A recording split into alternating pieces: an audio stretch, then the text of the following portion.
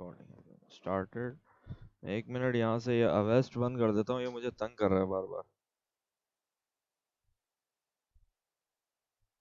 अच्छा, आज का जो हमारा टॉपिक है वो जावा में एक्सेप्शन हैंडलिंग से रिलेटेड है।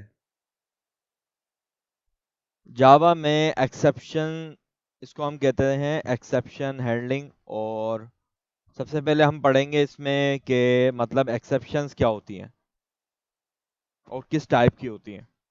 सही है, मेरी वॉइस क्लियर है ना? बिल्कुल क्लियर है। ठीक है। अच्छा, एक्सेप्शन जो है जावा में, वो हम एरर जो भी हमारे पास आते हैं ना, एरर्स, एरर्स किसे बोलते हैं? कोई भी बग आ गया प्रोग्राम में, ये किसी भी तरीके का एरर आ गया कोई, ठीक है, तो उस एरर को हैंडल करने के लिए हम जो है एक्सेप्शंस यूज करते हैं। सही है। जैसे यहाँ पे मैं फॉर एग्जांपल, माने मैंने यहाँ पे इंटीजर यूज कर लिया, ठीक है, इंटीजर में मैंने वेरिएबल रखा, मान लें कोई भी कि वो डिवाइड करेगा वेरिएबल, ठीक है, और उस डिवाइड के वेरिएबल में मैंने लिखा कि 5 को डिवाइड कर दो 0 से। तो 5 क्या डिविजिबल है 0 से? 5 डिविजिबल है? नहीं है ना। 0 से नहीं। डिविजिबल होती है कोई चीज? 0 से नहीं होती। एटलीस्ट जो डिविजिबल होता है वो हमेशा 1 से होता है नहीं ये? ऐसे ही है ना, कि अगर 0 में डिवाइड करूंगा तो it is a case of exception. सही है। इस केस को हम कहेंगे एक्सेप्शनल केस। अब इस एक्सेप्शनल केस में कंपाइलर जब इसको रन करने जाएगा, तो रन करते वक्त इसमें एक्सेप्शन हमें थ्रो करेगा, एरर थ्रो कर देगा। हमारा प्रोग्राम रन नहीं करेगा, उसमें एक्सेप्शन थ्रो कर देगा, ठीक है। अच्छा, इन तरह की चीजों को, इन तरह के एरर्स को, बग्स को हैंडल करने के लिए हम यहाँ पे एक्सेप्शन हैंडलिंग यूज करते हैं जावा में। क्लियर है यहाँ तक? किसी का कोई सवाल है मुझसे कर ले। अच्छा, वो जो तुम क्लास के ना थ्रोज एक्सेप्शन लगाते हो वो इस वजह से लगाते हो, कोई एक्सेप्शन बिल्कुल, हो वो तो वो। वो वो थ्रो एक्सेप्शन वो एज अ पैरामीटर लेता हूँ। अभी मैं ट्राई कैच ब्लॉक की बात करूंगा, सिर्फ उसकी बात नहीं करूंगा जो मैं थ्रो एक्सेप्शन करता हूँ वहाँ पे मेथड्स में हम्म। डायरेक्ट, ठीक है, उसकी बात नहीं करूंगा। मैं अभी डायरेक्टली ट्राई कैच ब्लॉक की बात करूंगा। अच्छा, एक्सेप्शनल हैंडलिंग जो है, मैंने आपको अभी जैसे बताया कि बहुत सारे रीजन से अकर हो सकती है। What could be the reason for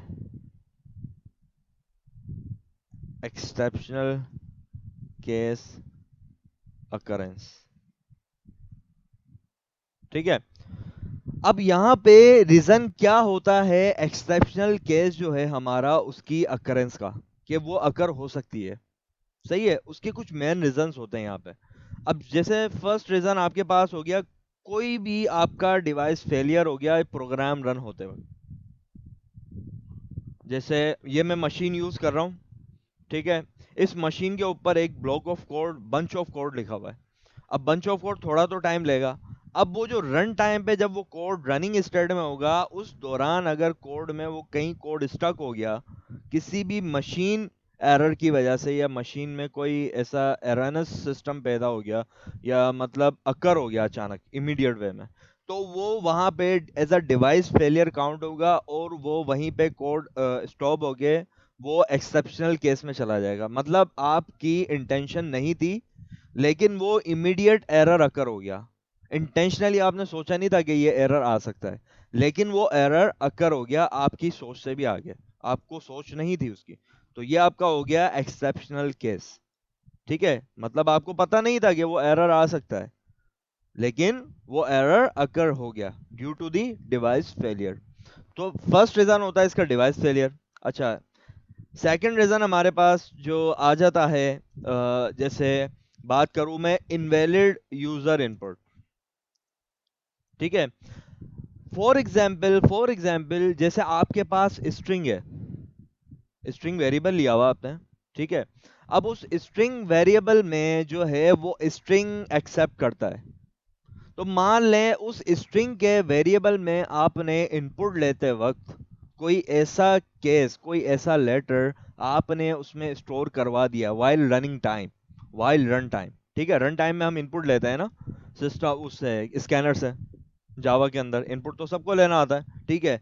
तो एज अ स्कैनर मैंने यूज किया मतलब उस स्ट्रिंग में वैल्यू बिठाने के लिए, तो कोई वैल्यू एज अ इनपुट में मैंने ऐसी दे दी जो कि वो इंटीजर एक्सेप्ट ही नहीं करेगा, लेकिन रन टाइम पे उसने रन तो कर दिया प्रोग्राम ने कि हाँ मुझे अब इनपुट लेना है, लेकिन इनपुट लेने के बाद जब वो अगली स्टेटमेंट में आया, नेक्स्ट स्टेटमेंट में जब उसको उस स्ट्रिंग वेरिएबल के अंदर वो इनपुट वाली वैल्यू स्टोर करनी थी, तो वो वैल्यू कोई ऐसी वैल्यू थी जो स्ट्रिंग में बैठ ही नहीं सकती, ठीक है। तो जब वो बैठ नहीं सकती तो ये हमारा क्या हो गया, एक्सेप्शनल केस हो गया, किसका, इनवैलिड यूजर इनपुट का। तो कभी कभी ऐसा भी होता है कि अगर एक इंटीजर है, integer does not accept your string value as well, ठीक है। तो आपका जो इंटीजर वेरिएबल है, फॉर एग्जांपल आपने इंटीजर लिया हुआ है, लेकिन वाइल रनिंग द प्रोग्राम आपने उस इंटीजर वेरिएबल में कोई स्ट्रिंग बैठाने की कोशिश कर दी, कोई स्ट्रिंग लेटर आपने स्टोर करवाने की कोशिश कर दी, तो उस वक्त क्या होगा, उस वक्त आपका इनवैलिड यूजर इनपुट दिया आपने इनपुट को, सही है। तो जब इनवैलिड इनपुट दिया तो वो क्या करेगा, एक्सेप्शनल केस में आ जाएगा, क्लियर है। तो ये हमारा रीजन हो गया किसका, इनवैलिड यूजर इनपुट का, कि यूजर जो इनपुट दे रहा है वो भी इनवैलिड हो सकता है, तो ये एक्सेप्शनल केस हो गया, ठीक है। इसके अलावा लॉस ऑफ इंटरनेट कनेक्शंस या नेटवर्क कनेक्शंस, ठीक है।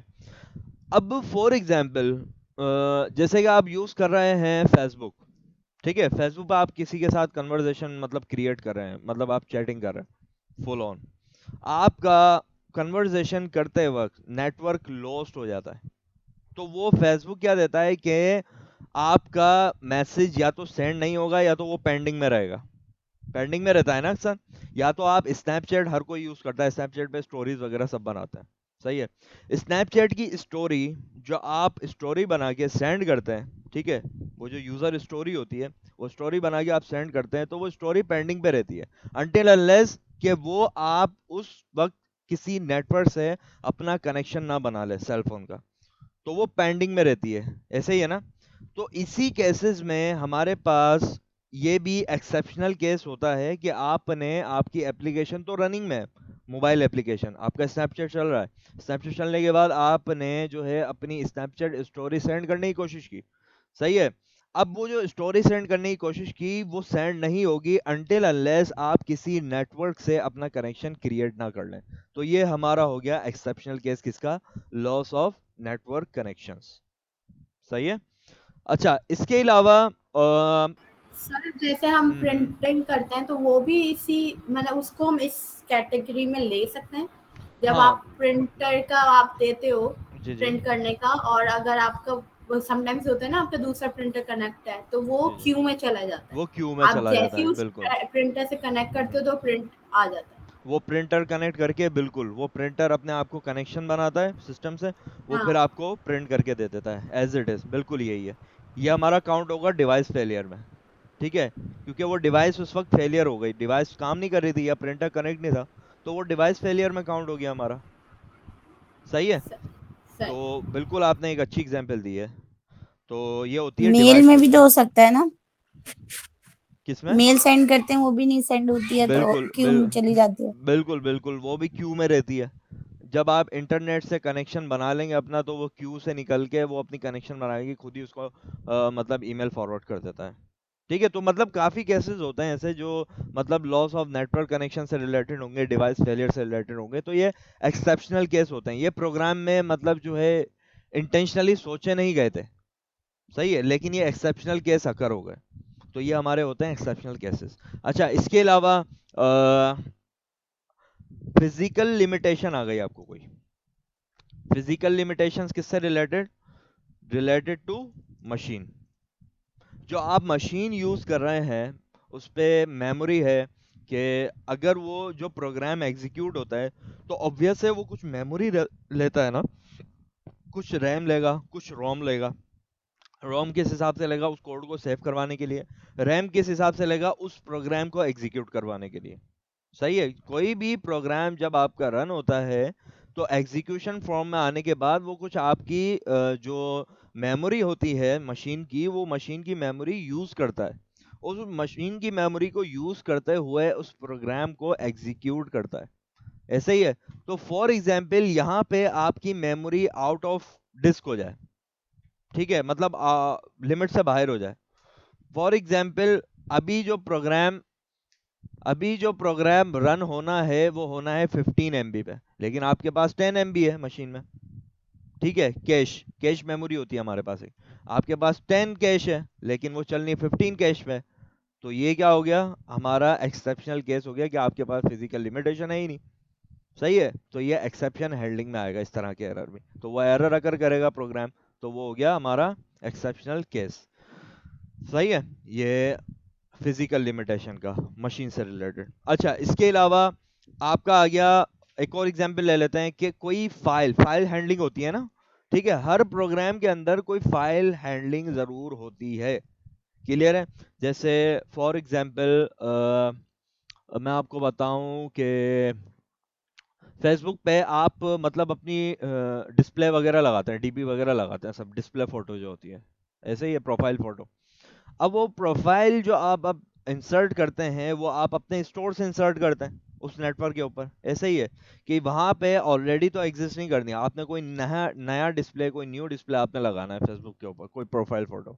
तो जब वो प्रोफाइल फोटो आप अपलोड करेंगे, ठीक है, तो वो फाइल अगर करप्ट हुई हुई है या वो एग्जिस्ट ही नहीं करती मशीन में, या उसका एक इमेज फाइल बना हुआ है, इमेज फाइल हम बोलते हैं, एक बैकएंड फाइल होती है वो, लेकिन वो एक्चुअली फाइल नहीं होती, आपको वो शो कर रही होती है लेकिन वो करप्टेड होती है।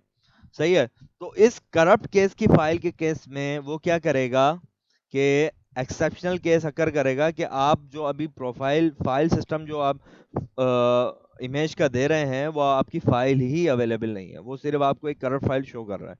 सही है। तो it is a kind of opening N unavailable file, ठीक है। तो ये केसेस हमारे पास मेनली हो सकते हैं किसके, एक्सेप्शनल हैंडलिंग के। एक्सेप्शन हैंडलिंग के एक्सेप्शन हैंडलिंग के जो केसेस होते हैं, तो हम इस एक्सेप्शन हैंडलिंग में हम क्या करते हैं, हम we try to cover all kind of these errors, ठीक है, लिस्टेड बिलो। तो हम इस तरह के एरर्स जो भी हैं वो कवर अप करने की कोशिश कर रहे होते हैं थ्रू दी प्रोग्राम। यहां तक किसी का कोई सवाल है तो काइंडली मुझसे कर ले, यहां तक किसी को समझ ना आया हो एक्सेप्शन हैंडलिंग, क्योंकि बड़ी काम की चीज है ये। अगर समझ आ गया है तो हम इसको लेके चल रहे हैं, जी क्लियर है। ठीक है। अच्छा, यहाँ पे हमारे पास के अब हम बात करते हैं इसकी हिरार्की की बेस पे, ठीक है। एक्सेप्शन केस की हिरार्की। अब इसकी हिरार्की की बात करें, एक्सेप्शन केस की केस हिरार्की, ठीक है। एक्सेप्शन केस की हिरार्की में जो सबसे पहला कंपोनेंट आता है वो आता है हमारा थ्रोएबल का। थ्रोएबल को छोड़े आप, मतलब इसको इतना डीप डाउन पढ़ने की जरूरत नहीं है वैसे तो। एक जावा एक्सेप्शन केस की हिरार्की में हम दो टाइप्स पढ़ लेते हैं। तो हमारे पास टू टाइप्स की, there are two types of exception handling, ठीक है। और टू टाइप्स की हमारे पास कौन कौन सी होती हैं, इनकी ब्रांचेस होती हैं दो एक्सेप्शन हैंडलिंग की, ठीक है, हिरार्की में। एक होती है हमारे पास रन टाइम एक्सेप्शन, इसको हम कहते हैं क्या, रन टाइम एक्सेप्शन। अच्छा, रन टाइम एक्सेप्शन होता क्या है, रन टाइम एक्सेप्शन जो है वो प्रोग्रामिंग एरर होता है एक तरीके से। इधर मैं लिख भी देता हूं कि run time exception is a is happens due to a programming error, ठीक है। कोई भी प्रोग्रामिंग का एरर होगा उसकी वजह से रन टाइम एक्सेप्शन होता है। सही है। अब ये इसको हम एक और नाम देते हैं, इसको जो एक और नाम देते हैं वो होता है अनचेक्ड एक्सेप्शन। अनचेक्ड मींस कि चेक ना की गई हो, इसको हम एक और नाम देते हैं अनचेक्ड एक्सेप्शन। सही है। और हम जो है इसमें करते क्या है कि आपने मान लो कि कोई भी एरे है, ठीक है, एरे फॉर एग्जांपल मैंने एक एरे डिजाइन किया हुआ है 10 का।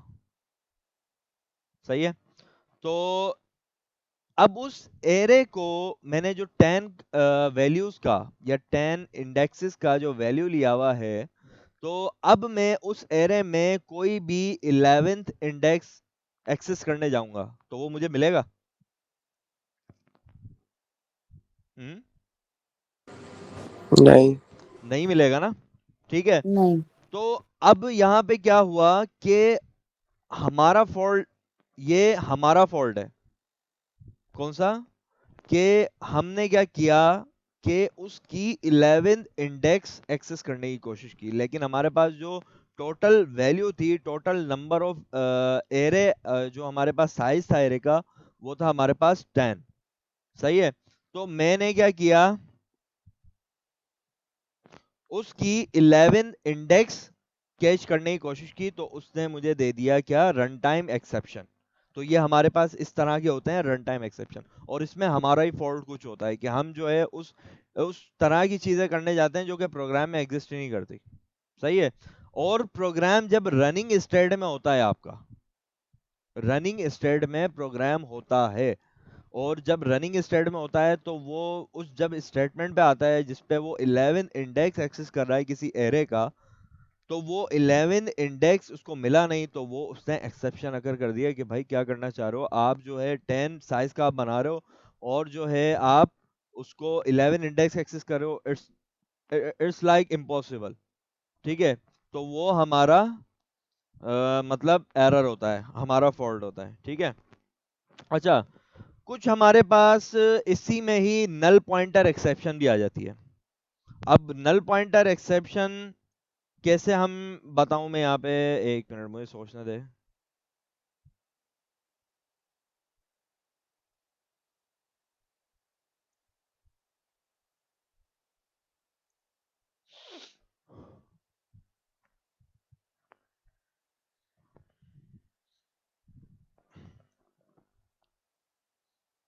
अब यहाँ पे जैसे मैं फॉर एग्जाम्पल, अब मैंने एक स्ट्रिंग लिया str, ठीक है, रन टाइम एक्सेप्शन दिखा रहा हूं मैं अभी आपको नल पॉइंटर की। अभी तो मैंने एरे का समझाया, वो होगा array out of bound index. ठीक है, वो एरर होगा array out of bound index. अब जो मैं है रन टाइम की एक प्रॉपर एग्जाम्पल कर रहा हूँ जिसमें हमारा कवर अप होगा नल पॉइंटर एक्सेप्शन। तो मैं अभी आपको वो एरर अकर करके दिखाता हूँ। अभी मैंने नल ले लिया, कोई भी स्ट्रिंग के अंदर नल वैल्यू ले ली, मतलब कोई भी वैल्यू नहीं है, स्ट्रिंग खाली वेरिएबल है। सही है। अब मैंने क्या किया, मैंने किया कि यार इंटीजर लो, लेंथ मुझे निकाल के दो इस स्ट्रिंग की। क्या निकाल के दो? स्ट्रिंग की लेंथ निकाल के दो इस इंटीजर में।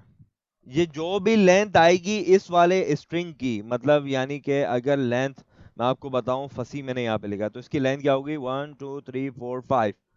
ठीक है। तो इस तरीके से मैं इसकी लेंथ निकालना चाह रहा हूँ नल की, जिस स्ट्रिंग के अंदर कुछ है ही नहीं। तो मैं उस स्ट्रिंग की लेंथ निकाल कर किस में स्टोर करवा रहा हूँ, उस लेंथ के वेरिएबल में। तो मैं अब क्या यहाँ पे क्या करूंगा, सिस आउट में अगर करके देखूं, तो यहाँ पे सिस आउट और इसकी हम लेंथ वेरिएबल में यहाँ पे पास कर दूंगा, जो कि मुझे लेंथ शो करेगा। अब मैं देखता हूँ ये क्या एरर देता है मुझे। अब ये देखें, exception in thread main Java lang null pointer exception. ये कह रहा है कि आप स्ट्रिंग भाई डॉट लेंथ में इन्वोक नहीं कर सकता because your STR is null. Clear है? तो ये हमारी यहाँ पे एक्सेप्शन हो गई, कौन सी, नल पॉइंटर एक्सेप्शन। तो ये कब अकर हुई, हमारी रन टाइम एक्सेप्शन में। सही है, समझ आई? या नहीं समझ आई? वापस समझा दूंगा मैं। हेलो। नहीं, ये तो समझ में आ गया, बट हम्म। इसका क्या है? इसका इसका हल ये है, इसका हल ये है कि आप जो है मतलब उस प्रोग्राम को मतलब क्या कहते हैं, इमीडिएटली स्टॉप नहीं होने दो। एक्सेप्शन हैंडलिंग जो हमारा काम करता है ना, अब एक्सेप्शन हैंडलिंग हमारा यहाँ पे ऐसे हेल्प हेल्प करेगा हमारी कि इस प्रोग्राम को इसने इमीडिएट वे में स्टॉप कर दिया इस वाली लाइन के ऊपर आते हुए, इस वाली लाइन पे। ये जो अभी मतलब एग्जीक्यूट से वो जो डिस्ट्रॉय हुआ है ना मेरा प्रोग्राम सारा, वो 18 पे आके उसने प्रोग्राम ही स्टॉप कर दिया मेरा, कंप्लीट फुल फ्लैश कंप्लीट नहीं किया है उसने स्टेट इसकी प्रोग्राम की। ये 19 स्टेट उसने नहीं चलाई है। क्यों? क्योंकि वो लेंथ में आके ही स्टक हो गया। वो कह रहा है स्ट्रिंग डॉट लेंथ मैं करूंगा ही नहीं, तो अगला प्रोग्राम में क्या चलाऊं आपका। सही है। तो उसने यही प्रोग्राम को टर्मिनेट कर दिया और उसने एरर दे दिया हमें नल पॉइंटर एक्सेप्शन। अब इस तरह के एरर को हैंडल करने के लिए जो हम यूज यूज करते हैं वो होता है हमारा एक्सेप्शन हैंडलिंग। तो ये हमारी ये टाइप होती है फिलहाल रन टाइम एक्सेप्शन की, क्योंकि मैंने प्रोग्राम एग्जीक्यूट कर दिया, हो भी गया था, इसने नल बैठा भी दिया उसमें। जब ये नल की लेंथ निकालने लगा तो इसको कुछ स्ट्रिंग में मिला ही नहीं, तो किस चीज की लेंथ निकालेगा? तो वही प्रोग्राम इमीडिएटली स्टक होके टर्मिनेट हो गया। अब समझ आई? ये सिर्फ जी जी, इतना। ये हाँ, ये तो समझ में आ गया, बट इसका बेनिफिट प्रॉफिट, इसका अब वो यूजेज क्या? अब मैं वही बता रहा हूँ आपको, वही बता रहा हूँ कि अब यहाँ पे अभी हम टाइप समझ रहे हैं। देखें, ये हमारी होती है रन टाइम एक्सेप्शन की टाइप। जैसे मैंने एरे की साइज का बताया, एरे हमारा 10 का है, 11th मैंने किया तो वो हमें देगा array out of bound index. एक एरर का नाम होता है जावा के अंदर एक्सेप्शन का। कुछ प्री डिफाइन एक्सेप्शन भी होती हैं जावा के अंदर, जैसे एरे आउट ऑफ बाउंड हो गया, ठीक है। इसके अलावा नल पॉइंटर एक्सेप्शन हो गई, इसके अलावा बहुत सारी दूसरी भी होती हैं। सही है। तो अभी ये मेन जो शो करता है जावा, वो इसी तरीके से शो करता है, दो ही शो करता है, नल पॉइंटर हो गई और एरे आउट ऑफ बाउंड हो गई। सही है। तो ये हमारी काउंट होती है किसमें? रन टाइम एक्सेप्शन में। क्लियर है? अच्छा, किसी भी नंबर को, फॉर एग्जाम्पल मैंने जैसे आपसे बात की थी इंटीजर, और मैं ये ले लेता हूँ डिवाइड, ठीक है। इसको मैं कर देता हूँ 5 डिवाइड बाय 0। अब मैं डिवाइड में देखता हूँ ये मुझे देता क्या है। सही है। ये कंप्लीट कर देगा आई गेस। अब ये देखें, अब इसने क्या दिया कि exception in thread main Java dot lang arithmetic exception divide by 0। कि डिवाइड बाय 0 नहीं करूंगा भाई मैं इस नंबर को, डिवाइड बाय 0 होता ही नहीं है, कहीं साइंस में भी नहीं है। समझे? तो अगर मैं इसको डिवाइड बाय 1 कर दूंगा, फिर देखते हैं ये क्या करता है। फिर इसने मुझे चला के दे दिया, 5 दे दिया। सही है। तो डिविजिबल बाय 0 कोई भी नेचुरल नंबर होता ही नहीं है दुनिया में जो डिविजिबल डिविजिबल बाय 0। सही है। तो वैसे 5 नहीं आना चाहिए डिवाइड बाय 0, मतलब मैथमेटिक्स में तो ये होता है ना कि हर नंबर के नीचे एक 0 होता ही है। हर नंबर के नीचे हम 0 होता लिखते मतलब? नहीं है, और ये कौन सा, सॉरी सॉरी, वापस if बोलिए। I'm not wrong, लाइक एक कॉमन कॉन्सेप्ट है ना मैथमेटिक्स में कि नंबर के नीचे 0 होता ही है। अब नंबर अगर के हम नीचे 5, जीरो नहीं, नहीं नंबर के नीचे अगर 0 कर रहे हैं तो 5 नहीं आना चाहिए। नहीं नहीं नहीं, नंबर के नीचे आपका कॉन्सेप्ट थोड़ा सा मैथमेटिक्स का वो गलत नहीं जा रहा नहीं, है वो अभी। जीरो नहीं 0.5 होता। होता है। नहीं नहीं, जीरो अभी एक मिनट में देखें, वो होता है डिफॉल्ट वैल्यू होती है 1, तो 1 हम हाइड कर देते हैं। 5 डिवाइड बाय 1 क्या होगा? वो बराबर होगा 5 के ही, तो 1 हम लिखते ही नहीं हम्म। है, तो जीरो नहीं होता, डिफॉल्ट 5 1 होता है। तो 5 डिवाइड बाय 0 भी तो 5 ही नहीं होगा सर? नहीं, क्यों होगा? 5 डिवाइड बाय नहीं 0 नहीं, 5/0 इंफिनिटी होता है, ये हुई ना जो कि बात। एग्जिस्ट नहीं करता, यहाँ यहाँ एग्जिस्ट पे ही नहीं एग्जिस्ट करता। नहीं करता वो। हाँ, वो साइंस कहती है कि 5 डिवाइड डिविजिबल बाय 0 कुछ भी नहीं होता। भले वो हम्म। इन्फिनिटी बोल दे, आप उसको कुछ भी बोल दें, लेकिन वो साइंस में कहीं हाँ, किताब में मतलब ही नहीं है। मैथमेटिकल लैंग्वेज में इंफिनिटी होता है, लेकिन बिल्कुल वैसे एग्जिस्ट नहीं करता वो। बिल्कुल बिल्कुल। सही है। हम्म। और ये जो कह रही है ना फाइव हम्म, अपॉन जीरो वो 5/0 नहीं, वो 0.5 इक्वल्स टू 0 होता है। बिल्कुल कि कुछ भी चीज, वो 5 हो या कोई नंबर हो, सॉरी, whatever। मैथमेटिक्स के प्रोफेसर, गलती हुई। अच्छा। नहीं, लाइक मैं उस सेंस में कह रही थी कि अगर 0, या तो कोई एक वैल्यू तो आनी तो चाहिए ना। नहीं वो इक्वल वैल्यू इसीलिए वो प्रोग्राम कंपाइलर अभी जो है ना वो मतलब वो टर्मिनेट कर दिया उसने प्रोग्राम। क्यों? क्योंकि उसके लिए एक्सेप्टेबल नहीं है रनिंग स्टेट में आने के बाद कि वो किसी नंबर को जीरो से डिवाइड कर दे। सही है। तो ये हमारा ठीक है। एक्सेप्शनल केस कौन सा हो गया? अर्थमेटिक एक्सेप्शन हो गई है हमारी। सही है। तो इस तरह की एक्सेप्शन में इस वाली हिरार्की में लाए करते हैं रन टाइम एक्सेप्शन में। ठीक है। तो मैंने यहाँ पे 3 की एग्जांपल दी आपको। एरे आउट ऑफ बाउंड की बताई मैंने, array out of bound exception हो गई। ठीक है। इसके अलावा मैंने एग्जांपल बताई आपको नल पॉइंटर एक्सेप्शन की। ऐसे ही है ना? ठीक है। और मैंने इसके अलावा आपको बताई अर्थमेटिक एक्सेप्शन। ये 3 एक्सेप्शन मैंने आपसे डिस्कस किए हैं। किस में आती है ये हमारी? रन टाइम एक्सेप्शन में। सही है। अच्छा, अब मैं बात कर रहा था जैसे कि अब इसको हैंडल कैसे करें हम। सही है। अब बात करते हैं हम हैंडलिंग के ऊपर। तो हैंडलिंग हम करते ऐसे हैं कि हमारे पास जावा के अंदर 2 ब्लॉक होते हैं, उनको ब्लॉक्स बोलते हैं। ठीक है। To handle such kind of exception we have 2 blocks named as try and catch। ठीक है। हमारे पास 2 मेन ब्लॉक होते हैं जावा में इस चीज को एक्सेप्शन को हैंडल करने के लिए, जो मेन हम यूज करते हैं। ट्राई कैच का ब्लॉक। ठीक है। तो ट्राई कैच को हम एक एज अ स्टेटमेंट भी लेते हैं, एज अ ब्लॉक भी लेते हैं जावा प्रोग्रामिंग के अंदर। सही है। अब मैं यहाँ पे बात करूँ 5 डिविजिबल बाय 0। जब मैं इसको कर रहा था तो इसने मुझे कहा कि आप जो है इसको चला तो रहे हो लेकिन अर्थमेटिक एक्सेप्शन में दे दूंगा। अब इस चीज को मैं चाह रहा हूँ कि मेरा प्रोग्राम रनिंग स्टेट में भी जाए। ठीक है। प्रोग्राम मेरा हॉल्ट ना हो किसी एक्सेप्शन केस पे आके। ये जो एक्सेप्शन केस है ना कंप्लीट, मैं चाह रहा हूँ कि ये एक्सेप्शन केस पे हॉल्ट हो ही ना, पूरा प्रोग्राम कंप्लीट हो मेरा। सही है। तो मैं यहाँ पे यूज करता हूँ इसको सच एक्सेप्शन को हैंडल करने के लिए ट्राई कैच ब्लॉक। अब जावा के अंदर ट्राई कैच ब्लॉक आप देते कैसे? ट्राई, भाई ये ब्लॉक क्या होता है? ब्लॉक नई चीज है ये हमारे लिए। देखो ट्राई ये ब्लॉक होता है, ये ब्लॉक, इसको ब्लॉक बोलते हैं। इसके अंदर अच्छा अच्छा। जैसे जैसे एल्स एल्स देते हैं हम हाँ इफ उसके के मतलब अंदर, उसका अंदर कॉन्सेप्ट नहीं जो लेना। बॉडी चलाना। उसका उसका कॉन्सेप्ट नहीं लेना एल्स का, कि एल्स डिफॉल्ट चलाता है, नहीं उसका कॉन्सेप्ट नहीं लेना है आप। ऐसा कॉन्सेप्ट बात नहीं कर रहा हूँ, ऐसा सिंटैक्स बात कर रहा हूँ। जैसे एल्स का सिंटैक्स लेते हैं आप, वैसे ही ट्राई का सिंटैक्स लेना है आपने। डायरेक्ट आपने कर्ली ब्रेसेस लगा के लेकिन उसमें। ये वाली चीज तो आपने जो बताया हुआ है पहले, ये बॉडी हो, इस बॉडी के अंदर ये चल रहा है, तो ये ब्लॉक क्यों यूज कर रहे हैं इसके लिए आप? ये ब्लॉक और बॉडी मतलब एक ही बात है। भाई एक ही बात है यार, इनको ब्लॉक्स बोलते हैं हम। ट्राई अच्छा। ट्राई ब्लॉक, कैच ब्लॉक नाम दिए हुए हैं बस यार, ऐसे ही वो उसको नोटेशन दी हुई है एक तरह की, बस और कुछ भी नहीं है। ठीक है। तो सही। हम यहाँ पे इन एक्सेप्शन को, रन टाइम एक्सेप्शन जो हमने पढ़ी, इसको हैंडल करने के लिए जो हम यूज करेंगे यहाँ पे, वो हम यूज करेंगे ये ट्राई का ब्लॉक। और हमारे पास एक और ब्लॉक होता है जिसमें हमारे पास कैच होती है, और उसके पैरामीटर्स के अंदर हम एक्सेप्शन एक प्रोवाइड करते हैं।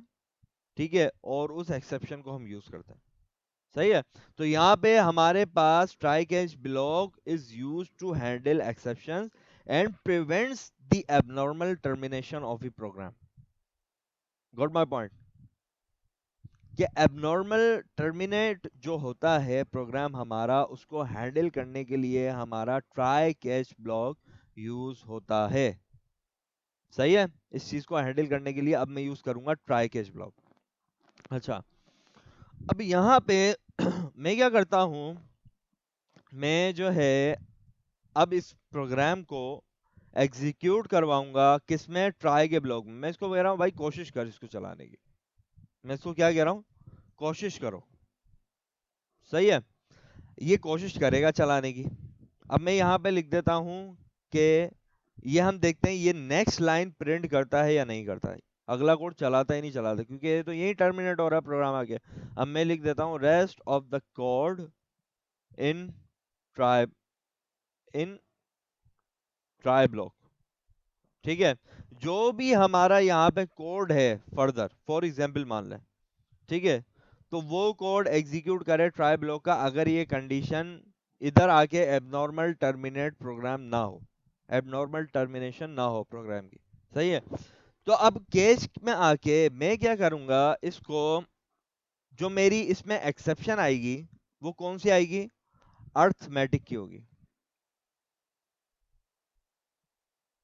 ठीक है, तो मैं यहाँ पे एक अर्थमेटिक एक्सेप्शन बना रहा हूं जिसका नाम मैं दूंगा ई,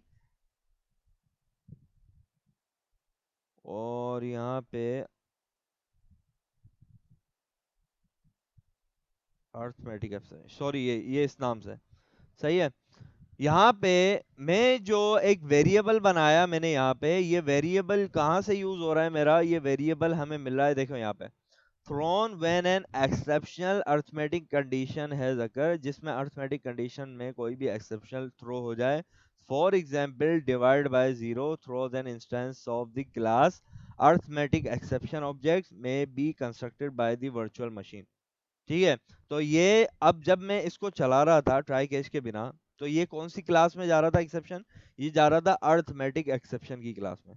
तो मैंने उस क्लास को यहाँ पे डिफाइन किया, ठीक है, उस क्लास की डिफाइन को एज अ वेरिएबल यूज किया मैंने, जैसे स्ट्रिंग की क्लास होती है, और स्ट्रिंग की क्लास को एज अ वेरिएबल डिफाइन करके मैं उसमें स्ट्रिंग डिफाइन करता हूँ। तो इसी तरीके से मैंने अर्थमेटिक एक्सेप्शन की क्लास ली, उस क्लास के अंदर ये ई के नाम से वेरिएबल बनाया, आप अपने नाम से कुछ भी बना सकते हो इसका, मैं एक्सेप्शन लिख देता हूँ, मेरी मर्जी है, मैं कुछ भी लिख दूं यहाँ पे। ये वेरिएबल नहीं बनाते जैसे हम स्ट्रिंग का, इंटीजर का, तो वैसे ही हमने स्ट्रिंग क्लास की बजाय यहाँ पे अर्थमेटिक एक्सेप्शन की क्लास उठाई है, जो कि मैथमेटिकल एक्सेप्शन उठाती है, और इसके अंदर मैंने वेरिएबल बना दिया कि इस पैरामीटर को यूज करते हुए इस पैरामीटर में आप जो भी अर्थमेटिक का मैसेज आ रहा है वो मैसेज इसके अंदर डाल दो।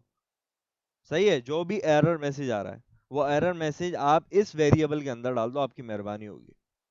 तो इसलिए मैंने वेरिएबल यूज किया। अब मैं क्या करूंगा, मैं आके सिस आउट करूंगा सिंपली, ठीक है, और यहाँ पे आके मैं करूंगा इसको कि अर्थमेटिक एक्सेप्शन जो आई है आपकी, वो आई है क्या, जैसे वेरिएबल नहीं देते हम, पैरामीटर देते हैं मेथड के अंदर, ये मेथड होता है केस का, केस के अंदर मैंने पैरामीटर दिया अर्थमेटिक एक्सेप्शन का, जो कि एक्सेप्शनल क्लास से मिल रहा है, इस वाली क्लास से, और इसका वेरिएबल का नाम दिया मैंने। अच्छा, अब इस वाली क्लास में अर्थमेटिक एक्सेप्शन की क्लास में जो जो भी मेथड यूज हो रहे हैं वो मुझे यहाँ पे शो हो जाएंगे when I will call exception variable. ठीक है, तो मैं जब यहाँ पे डॉट प्रेस करूंगा तो ये यहाँ पे सारे इसके इस अर्थमेटिक एक्सेप्शन की क्लास के मेरे पास सारे मेथड आ गए जो इसके अंदर यूज हो रहे हैं। देख रहे हैं आप, ये इस क्लास के अंदर मेथड बने हुए हैं। सही है, तो इसलिए मैंने वो वेरिएबल कॉल किया था, उस क्लास का ऑब्जेक्ट बनाया डायरेक्ट पैरामीटर में। क्लियर है, क्योंकि मुझे उसके मेथड कॉल करने थे। अब यहाँ पे मैं जो है गेट मैसेज कर दूंगा कि जो भी मैसेज आ रहा है एक्सेप्शन में वो मैसेज गेट करके लाके दे दो, और उसको एज अ मैसेज प्रिंट करवा दो, ना कि आप इसको होल्ड करो प्रोग्राम को एबनॉर्मली। तो मैं इसको एग्जीक्यूट करता हूँ और मैं देखता हूँ अर्थमेटिक एक्सेप्शन जो आई है आपकी, ये कह रहा है कि भाई डिवाइड बाय जीरो कर रहे हो आप। सही है, तो जो मैसेज आपका अकर हो रहा था यहाँ पे वो अब एज अ हॉल्ट नहीं कर रहा प्रोग्राम, वो कंप्लीट प्रोग्राम चला रहा है, और ये मैसेज उसने प्रिंट नहीं किया। क्यों? क्योंकि इस वाली स्टेटमेंट पे आके ही वो प्रोग्राम होल्ड हो चुका था, और इसने इसको डायरेक्ट फेंक दिया किसमें, कैच में। अब इससे हमने क्या समझा कि ट्राई का ब्लॉक चलता है, जितना चलता है, जितनी स्टेटमेंट तक जहां तक चलता है वो चलेगा, जहां आके इसने एक्सेप्शन अकर की वहीं ट्राई का ब्लॉक वहीं हॉल्ट हो जाता है। देन जो हॉल्ट हो जाता है उसके बाद ये मूव हो जाता है हमारा कैच के ब्लॉक में। तो अगर ट्राई नहीं चला तो कैच चलना ही चलना है। सही है, ये कोशिश करो, अगर ये नहीं चलता तो ये पकड़ लो, इसका मतलब ये है, सिंपल उर्दू में हम बात करें। मतलब तो इफ ये एल्स वाली बात है ना। हम्म इफ एल्स से नहीं होगा ये, इफ एल्स का देखो, वो मतलब कॉन्सेप्ट है। इफ एल्स लेकिन का तो उसमें वो कॉन्सेप्ट नहीं लगेगा है, नहीं शायद। नहीं, इफ एल्स में मैं आपको बात करूं, लेकिन इफ एल्स में आप ये एक्सेप्शन कैसे गेट करोगे इसकी, डिवाइड बाय जीरो वाली कर सकते हो? हाँ मैं वही कह रहा था, वो अगर ये नहीं है। हाँ, अगर हाँ, उस पर्सपेक्टिव से सोचो कि आप उसमें उसको बाउंड कर दो, किसको, यूजर को बाउंड कर दो आप इनपुट के दौरान ही कि अगर यूजर इनपुट ये दे तो इसमें ले जाए, यूजर इनपुट ये दे तो उसमें ले जाए, और यूजर इनपुट ये दे तो उसमें ले जाए। ठीक है, तो वहां पे भी आप इस तरह की एक्सेप्शन हैंडलिंग कर सकते हो ट्राई, कहीं ना कहीं हद तक, जब आपने यूजर को इनपुट के ऊपर ही बाउंड कर दिया using if else. If condition true then execute, else false then move to the another condition. If that another condition gets true, then execute that program, else if program. ठीक है, तो इस तरीके से आप बाउंड कर देते हो इफ एल्स में यूजर को। लेकिन यहाँ पे एक्सेप्शनल केसेस के लिए एक ये प्रॉपर डिजाइन किया गया है, क्या, ट्राई केस जावा के अंदर। तो ये हमारे पास इस तरीके से ब्लॉक्स यूज होते हैं ट्राई केस के, और हम ट्राई केस ऐसे हैंडल कर रहे होते हैं। अच्छा, कैच के अंदर जो मेथड क्लास बनी हुई है अर्थमेटिक एक्सेप्शन की, जी जी, तो ये नल पॉइंटर एक्सेप्शन की भी क्लास बनी हुई होगी, उसके मेथड्स भी होंगे ऑलरेडी। बिल्कुल बिल्कुल बिल्कुल, उसके मेथड्स भी होंगे। यहाँ पे मैं नल पॉइंटर कर देता हूँ इसको, नल पॉइंटर एक्सेप्शन। ठीक है, खत्म हो मतलब गया। ये ऑलरेडी क्लास बनी हुई है। ये मैं यही तो बोला कि इस तरह के एरर जब मैं आपको दिखा रहा था, जैसे स्ट्रिंग की लेंथ ले रहा था मैं, तो हम्म। वो किस केस में लाया करेगा, वो इस वाले नल पॉइंटर एक्सेप्शन के केस में लाया करेगा। ओके ओके, जैसे हमने ऊपर सब कुछ पढ़ लिया तो हमें समझ में आ गया कि यहाँ पे क्लासेस बनी हुई होती हैं और उसके बिल्कुल ऑलरेडी मेथड वगैरह होते बिल्कुल हैं। ओके। बिल्कुल बिल्कुल बिल्कुल, तो उसको हम कैच में कैच करने की कोशिश करते हैं। हम उसको बोलते हैं ट्राई, इसको कोशिश करो भाई एग्जीक्यूट करने की। अगर कहीं इन केस एबनॉर्मल हॉल्ट हो जाता है किसी भी स्टेटमेंट पे आके, यानी कि ये अभी हॉल्ट हो रहा है 23 नंबर पे, जो स्टेटमेंट है हमारी डिवाइड 5 डिवाइड बाय 0, तो इस पे हॉल्ट हो रहा है एबनॉर्मल प्रोग्राम। तो इसने आके हमें, प्रोग्राम तो एबनॉर्मल हॉल्ट नहीं किया इसने, अभी प्रोग्राम कंप्लीट रन किया है, लेकिन इसने कैच में आके मुझे बता दिया कि अब जो है भाई वो मेरा चल गया है। तो इस तरीके से आप जो है इसको हैंडल कर सकते हो। तो हमारे पास यहाँ पे एक और चीज़ होती है एक्सेप्शन, और एक्सेप्शन के अंदर आके मैं इसको अगर ऐसे करूँ, डिवाइड कर में जो है वो आप कर दो डिवाइड 5 को 1 से। ठीक है, अब ये देखते हैं, can not be resolve a variable. अब मैं यहाँ पे इसको कर देता हूँ इंटीजर। ठीक है, तो मैं अब इसको कह रहा हूँ कि सिस आउट करो, perform the divisible task in catch block. ठीक है, अब यहाँ पे क्या किया इसने, perform the divisible task in catch block, क्योंकि एक्सेप्शन आ गई थी। ठीक है, वो कैच में आया, उसने एक्सेप्शन बैठाई, और एक्सेप्शन करने के बाद उसने हमें करवा दिया। और मैं यहाँ पे इसको ऐसा ऐसे भी कर सकता हूँ कि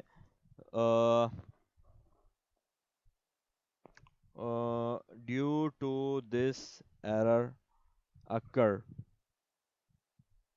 इन ट्राई ब्लॉक। ठीक है, और यहाँ पे मैं कर देता हूँ इसको एक्सेप्शन डॉट गेट मैसेज। सही है, और यहाँ पे मैं इसको ब्रैकेट क्लोज कर देता हूँ।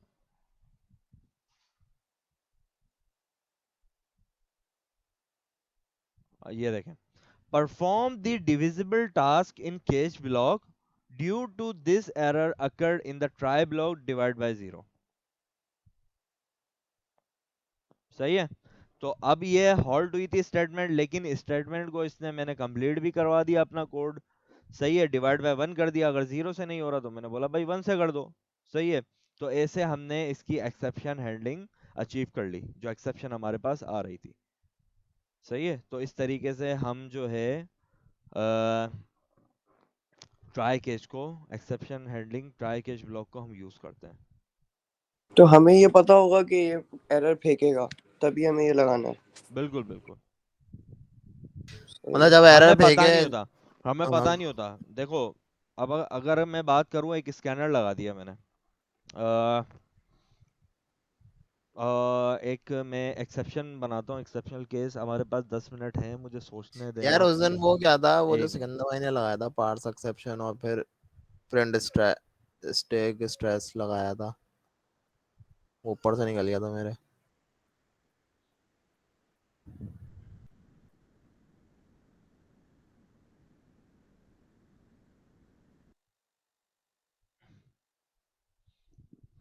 क्या पढ़ाया था हुजैफा भाई, क्या कह रहे हैं? आ, यार वो पार्ट था, एक्सेप्शन लगाया था हम्म। इसके अंदर पैरामीटर में, और फिर नीचे जो है ना print stack stress stack trace लिखा था इस तरह।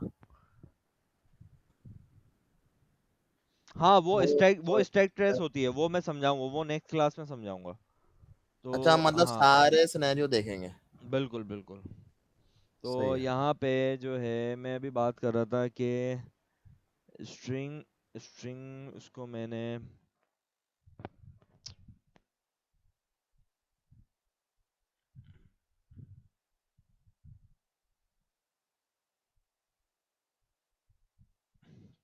अब यहाँ पे मैं एक प्रोग्राम लिखता हूँ, ठीक है। और जैसे मैंने स्कैनर लिया, ठीक है, और ये हमारी एग्जांपल है इनवैलिड यूज़र इनपुट की, सही है। अब यहाँ पे स्कैनर जो है मैं यहाँ पे करता हूँ scanner system dot in, input लूंगा ना, ठीक है, इनपुट स्ट्रीम यूज़ कर रहा हूँ मैं। स्कैनर मेरे पास यहाँ पे डिफाइन है, ये कहेगा कि आप इंपोर्ट कर दो पहले क्लास, क्लास इंपोर्ट कर दी, ठीक है। स्कैनर तो सभी यूज़ करते हैं, स्कैनर में किसी को मसला है कि ये इनपुट लेने के लिए यूज़ होता है, इसका ऑब्जेक्ट बनता है बस इनपुट लेने के लिए, बस, और कुछ भी कोई कहानी नहीं है। तो मैं यहाँ पे सिस आउट कर दूँ, तो सिस आउट करने के बाद मैं कहता हूँ इंटर एन इंटीजर, ठीक है। और इंटर एन इंटीजर के बाद मैं इसको करता हूँ कि एलन हटा देता हूँ क्योंकि मुझे इनपुट न्यू लाइन में नहीं लेना। और इसके अलावा मैं इसको कहता हूँ कि स्ट्रिंग लो, स्ट्रिंग में इनपुट ले लो, हम्म, किसका, स्कैनर डॉट नेक्स्ट लाइन का। अब मैंने क्या किया है, यहाँ पे स्ट्रिंग ले ली, लेकिन मैं कह रहा हूँ इंटीजर लो, सही है। अब अब क्या करूंगा मैं करूंगा कि यार ट्राई के अंदर आओ, अगर वो इंटीजर नंबर दे दे और वो नंबर जाके स्टोर हो रहा है इनपुट में, तो अब देखिएगा वो क्या करेगा। Integer number number equals to, variable लिया मैंने नंबर का, नंबर के अंदर मैं उस इंटीजर को पार्स करवाऊंगा, इंटीजर जो मेरे पास इनपुट आ रहा है, ऐसे ही है, सही है। उसको मैंने पार्स करवाया, स्ट्रिंग में था, उसको मैंने पार्स करवाया और मैंने नंबर दे दिया, चलो। अब यहाँ पे मैं इसको सिस आउट कर रहा हूँ कि द नंबर इज और प्लस नम, ठीक है। और मैं एक्सेप्शनल केस में आया मेरे पास, और इसकी क्लास जो होती है नंबर की, वो होती है नंबर फॉर्मेट, फॉर्मेट सही नहीं दिया हुआ आपने क्लास का, ये हमारी क्लास होती है नंबर फॉर्मेट एक्सेप्शन की, सही है। अब मैं इसके अंदर आया, इसको मैंने कहा कि भाई आप जो है एक मैसेज प्रिंट करवा दो, यहाँ पे सिस आउट करवा दो, please give valid integer, sorry. अच्छा, इस प्रोग्राम में सिंपली किया क्या है, मैंने स्कैनर लिया है, ठीक है। स्कैनर लेने के बाद मैंने एक मैसेज प्रिंट करवाया कि यूजर को इनपुट लेगा, इनपुट का पूछेगा यूजर से, और इनपुट जिसमें मैं बैठाऊंगा वो इस इनपुट के अंदर बैठाऊंगा, सही है। अब मैंने ट्राई केस लगाया है कि भाई अगर ट्राई करो कि वो वाकई ही नंबर है, अगर वो वाकई ही नंबर है तो उसको पार्स करो, सही है। अगर मैंने यहाँ पे अल्फाबेट ए बी सी दे दिया तो उसको पार्स कर सकता है ये पार्स इंटीजर? नहीं। नहीं कर सकता ना। और अगर हम्म। मैं यहाँ पे 1 2 3 दे देता हूँ, उसको पार्स कर देगा। हम्म। तो एबीसी के केस में एक्सेप्शनल अकर हो गई, कौन सी, नंबर फॉर्मेट एक्सेप्शन की, सही है। ओके। तो ये आ जाएगा हमारा प्लीज गिव वैलिड इंटीजर, अगर ये वैलिड इंटीजर होगा तो ये नंबर हमें प्रिंट करवा देगा। समझ आया सबको? हाँ, मतलब जैसे ये रन टाइम पर स्ट्रिंग में इंटीजर नहीं बैठ सकता, तो हमने ट्राई पे पार्सिंग करा दी। ट्राई पे पार्सिंग करा दी हमने, ठीक है। अब यहाँ पे मैं इसको प्रोग्राम को रन करता हूँ तो इसने पूछा कि यार इंटीजर मुझे दो, मैं इसको लिख देता हूँ 1 2 3, द नंबर इज 1 2 3। अब मैं इस प्रोग्राम को दोबारा रन करता हूँ। अब मैं इंटीजर की जगह मैं दे देता हूँ इनवैलिड इनपुट ABCD, ठीक है, प्लीज गिव वैलिड इंटीजर। कहाँ आ गया ये? एक्सेप्शनल केस में आ गया। सही है, क्लियर है?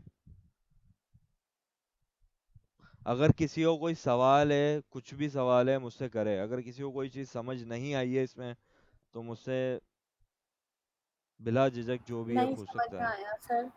ये हम्म, आपने पहले स्कैनर किया, इन स्कैनर जो होता है वो इनपुट के लिए होता है, कोई भी डेटा मतलब बिल्कुल, एंट्री कराने के लिए, एंट्री करवाने रन टाइम पे। Run time. अब उसमें बिल्कुल हमने एंटर एंड इंटीजर दे दिया, सिस आउट कर बिल्कुल। दी। String input scanner next line, ये वाली बात, ये अच्छा, क्या? ये समझ नहीं आया आपको? देखें मैं हम्म, आपको बताऊं, अगर आपने कोई भी स्ट्रिंग लेनी है, स्ट्रिंग एज अ इनपुट लेना है, तो इस स्कैनर की क्लास को कॉल किया मैंने। स्कैनर की क्लास के अंदर मेरे पास मेथड बना हुआ है नेक्स्ट लाइन का, जो कि एज अ इनपुट लेता है किसका? स्ट्रिंग का। अगर मैं यहाँ पे नेक्स्ट इंटीजर कर दूं, नेक्स्ट इंटीजर होता है ना नेक्स्ट इंट का, नेक्स्ट। अब यहाँ पे देखें नेक्स्ट, अब सारे आ गए यहाँ पे। मैं नेक्स्ट भी करूंगा तो भी स्ट्रिंग ले लेगा, नेक्स्ट लाइन करूंगा तो भी स्ट्रिंग ले लेगा। देखें ये हम्म, आगे बता भी रहा है, सही है। और अगर मैं नेक्स्ट बुलियन करूंगा तो बुलियन लेगा, नेक्स्ट बाइट करूंगा तो बाइट लेगा, डबल लूंगा तो डबल लेगा, फ्लोट, इंटीजर। क्लियर हम्म, है? ये सारे मेथड्स आ गए। अब ये हम्म, मेथड्स सिर्फ इसलिए यूज होते हैं कि इंडिविजुअल आपके पास जो वेरिएबल टाइप होती है, डेटा टाइप, उस डेटा टाइप को आप एज अ इनपुट कंसिडर करके इसमें इनपुट में स्टोर करवा दें एटलीस्ट एज अ स्ट्रिंग। सही है? तो सही है। मैं नेक्स्ट लाइन इसलिए यूज कर रहा हूँ क्योंकि ये स्ट्रिंग इनपुट ही लेता है। क्यों? क्योंकि यहाँ पे मेरे पास जो है वो स्ट्रिंग का वेरिएबल है, तो मैं स्ट्रिंग को स्ट्रिंग में ही जी बैठाऊंगा। सही है? जी। तो इसलिए मैंने यूज किया है यहाँ पे। इसके अलावा कोई सवाल? तो बेसिकली वो ट्राई कि आप नेक्स्ट लाइन को डिफाइन करेंगे, नेक्स्ट लाइन में जो मैं दे रहा हूँ उसको इनपुट करा दो। बिल्कुल, इसके अंदर स्टोर हो गया मान ले 1 2 3, ठीक है। हाँ, अच्छा अब सही 1 2 3 में आने के बाद मैंने इंटीजर की क्लास कॉल की। इंटीजर की क्लास के अंदर एक मेथड होता है पार्स इंट का, जो कि एक स्ट्रिंग को कन्वर्ट करता है इनटू इंटीजर।